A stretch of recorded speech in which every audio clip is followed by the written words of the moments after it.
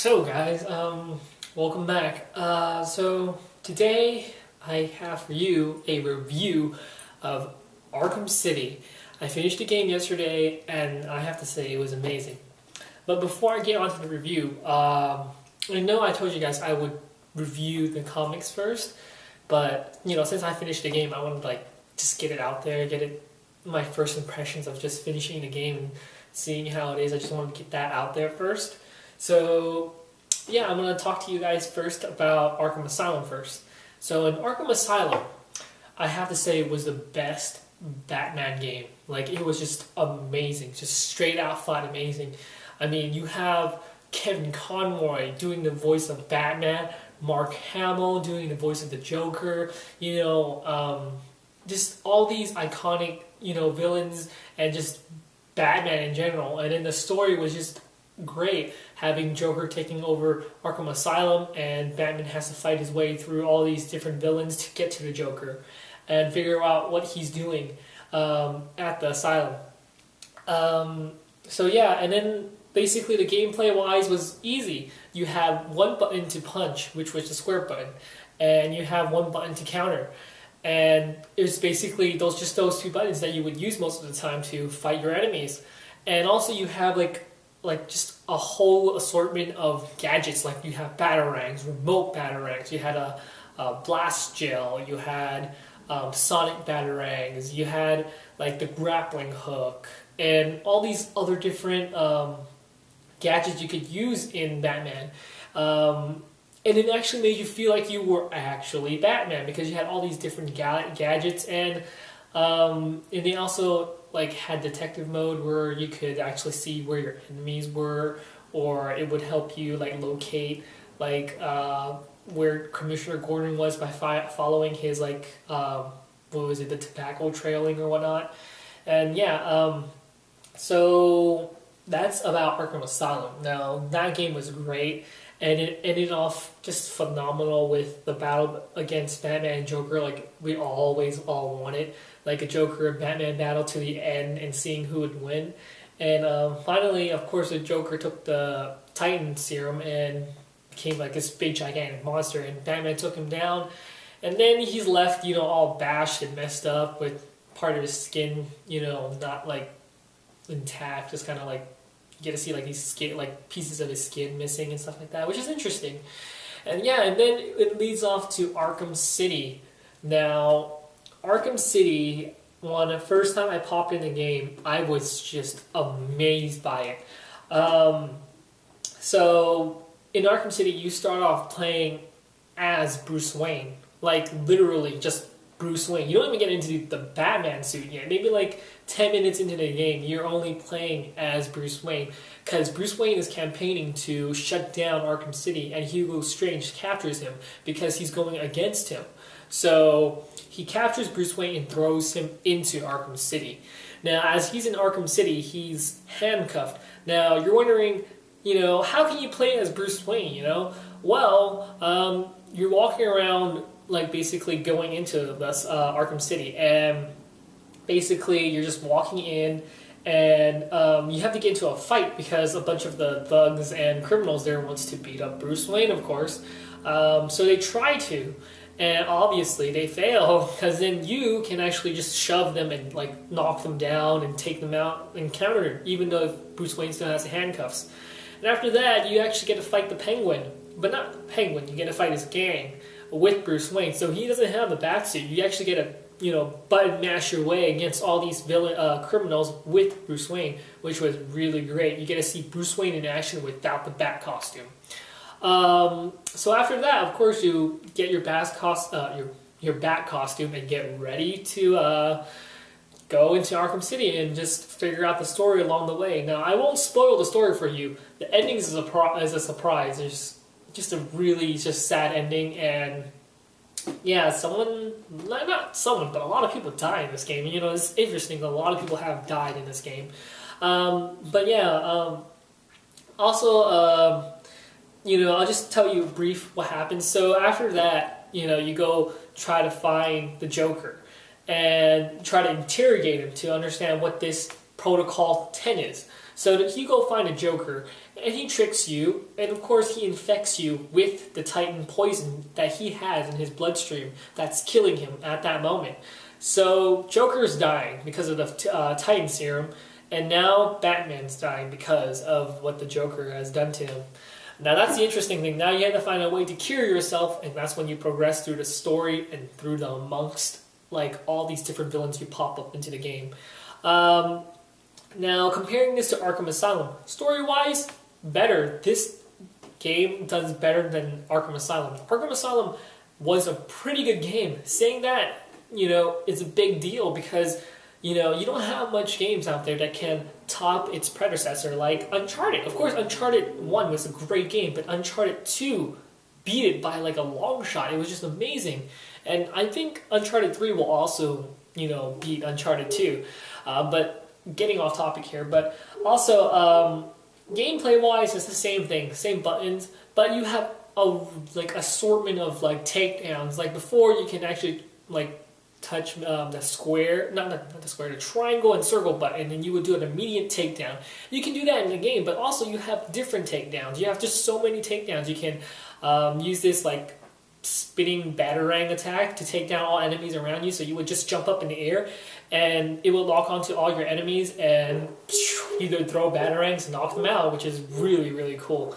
Also, this time around, your assortment of weapons are a bit different than Arkham Asylum. Yes, you do get some of them, like you get the Sonic Batarang, the Line Launcher, but you don't get the upgrades you want to get, like for the grappling hook, you don't get like the 3-pronged grappling hook, or at least I don't know how you get it, but for now, but you get a bit different gadgets, like the frost grenade or the freeze grenade. You get like this armor thing. I forgot what it's called.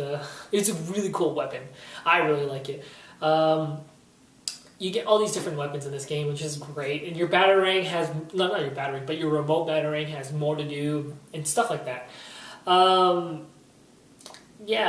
Also saying it as in like, the side quest. You don't get side quests in Arkham Asylum. You get a lot of them here. Now, at first, everybody's complaining about the side quest, how it actually bothers to like bug you and, it kind of distracts you from the story. At first, I felt like that because I wanted to be submerged by the story. I didn't want to do side quests. And you can actually put it off if you want to. You don't have to do it. But, seeing that some people just see it on the map, you just want to do it. But, actually, I have to say, it's not a distraction after a while because after you get into the story, they give you time to actually do the side quests. Now, you're like wondering, how can you have time to do the side quest when you're focusing on the story? Well, how Arkham City does it is that, like, the first part, you interrogate Joker. And after you interrogate Joker, you have to go find Penguin and save Mr. Freeze, because Mr. Freeze is the only reason why the Joker can stay alive, because he could create a cure. Now, after you go try to find the Penguin and try to enter his museum, you can't enter it without disarming his military satellite things. So right there, you have to take down all the military stuff. And at that time, you don't have to exactly go take out the military stuff. I mean, it's a thing you have to do to progress the story in order to enter the museum. Now, once you enter the museum, you might not want to leave because you want to keep focusing on the story. Get Penguin and save Mr. Freeze. But yeah, when you're outside of Arkham City, when they give you jobs to do in Arkham City to progress the story, you don't have to actually, keep progressing, because it just gives you just disarm this military thing, or go find this, or go find Talia al Ghul's assassin or something. Oh, spoiler there, Talia al Ghul. But yeah, it gives you time to actually do the side quests, which is great. I actually like that. Yeah, and the side quests are fairly interesting. Helping Bane. Bane doesn't have a big role in Arkham City. You actually just get to see him in the game, and you're just doing a side quest. So mostly all the villains that are from Arkham Asylum do make an appearance. Some of them do. Killer Croc doesn't. Scarecrow doesn't. But, yeah, I mean, all in all, you get introduced to different villains, and some people might say that, all these different villains, they don't have backstories. You want to get to know them more. Like Mr. Freeze, you want to get to know Mr. Freeze's backstory more. maybe Penguins, Two-Face. You don't get to see a lot of Two-Face in this game, actually, I'm sorry to say. But yeah, I mean, everybody's been complaining about how you can't see the villains that often, you want to get to know them more. But I digress. I mean, it's great. You get to see Mr. Freeze out there in the open. You get to see Two-Face. You get to see Penguin. You get to see Talia al Ghul. You get to see all these different villains you didn't expect to be in the game. And just seeing them is good enough. And if you already know the Batman storyline, I mean, it doesn't mean anything. Like, oh, yeah, you know who Mr. Freeze is, you know who Nora is, his wife, you know who Penguin is, you know who all these people are. If you are already submerged into the Batman universe, you don't really need to, really care much. But for newcomers, yes, you might want to figure out who Mr. Freeze is, why is he doing this, oh, why is this and that happening, who is this villain, who's Talia al Ghul, I never met her before, And yeah, I mean, seriously, with Batman Arkham Asylum, I didn't know much about my villains. You get to see all these Riddler stuff, and once you get, like solve a riddle, you actually get a character profile sometimes. And at first, I didn't know who the Mad Hatter was. I didn't know who Tweedledee or Tweedledum was, I didn't know who Hush was. And then, that's what got me into the Batman universe, was Batman Arkham Asylum. Now, same goes for Arkham City. Maybe people who didn't play Arkham Asylum will play Arkham City and get submerged and want to get to know the Batman universe. It's a great introduction for Batman fans and new Batman fans. Also talking about Riddler trophies here, in Arkham Asylum you have tons and tons of Riddler trophies and Riddler challenges to solve. All these different riddles and trophies you got to collect in Arkham Asylum all over the place. Arkham City, it's different. You have just tons. You have more than 200 this time, or you had 250 I think in this one, and in this one you have 400 trophies. Different kinds, different ways of getting them, different riddles.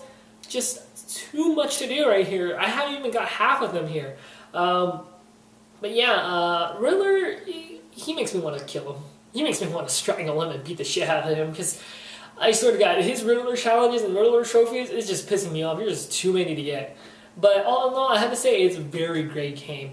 From Arkham Asylum, you're stuck on Arkham Island. You're stuck in a small island. And Arkham Asylum was pretty big. It was already pretty big itself. You had the medical center. You had all these different places you can enter through. But in Arkham City, it's just like much massive. Take Arkham Asylum and times it by 2. But in Arkham City, there's a lot of buildings, but you can't enter all the buildings. You can enter like a couple of them, but not all of them. Some of them are only mainly just stick to the story, but still, it's not that bad of a thing. I think it's a great thing. But yeah, in Arkham City, you can just fly your way through, glide your way through, grapple here, grapple there. Get through places just using your grappling hook and gliding. That was the great part about this game. And also, the dive bomb. The dive bomb is when you just press the R2 button and you just dive down, and then you can actually press the circle button to do a attack to shock wave all your enemies when you fall, when you hit the ground.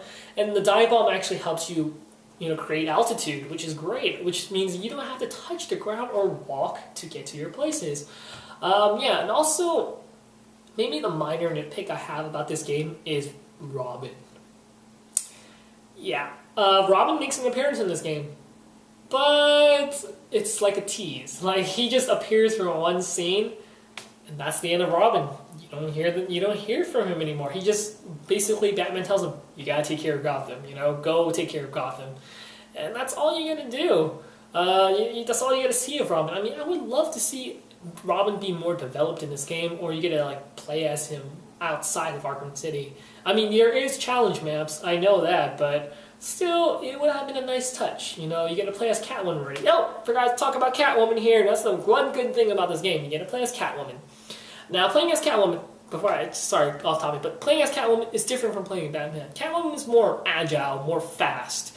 Yeah, she's not as strong as Batman, but she's quick as hell, because she's a damn fucking cat. But yeah, she's freaking amazing, freaking cool. I like her. Playing as her, and her story-wise, it doesn't have a big deal, but you actually get to see an alternate ending if you play as her. You got to make a decision. Now, what the hell? Where do you make a decision in that game? But you'll see.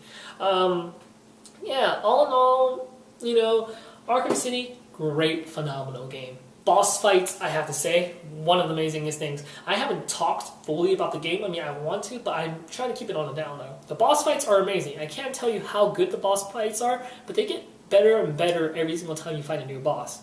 But yeah, all in all, I have to say, I have to give this game a 10 out of 10. I have no complaints about this game. I can't find anything to complain about it. I love everything about it. I'm giving it a perfect 10 out of 10. Anybody get it if you feel like it. Highly recommend you guys getting it. Arkham Asylum, get it too. Get it before you play Arkham City. Or get Arkham City, then get Arkham Asylum. Who knows, you know? It's a great game. I love it. Hopefully they make another Batman Arkham, Arkham game or something, new. I am hoping for that. But yeah, that's my review on it, and hope you guys like it. And yeah,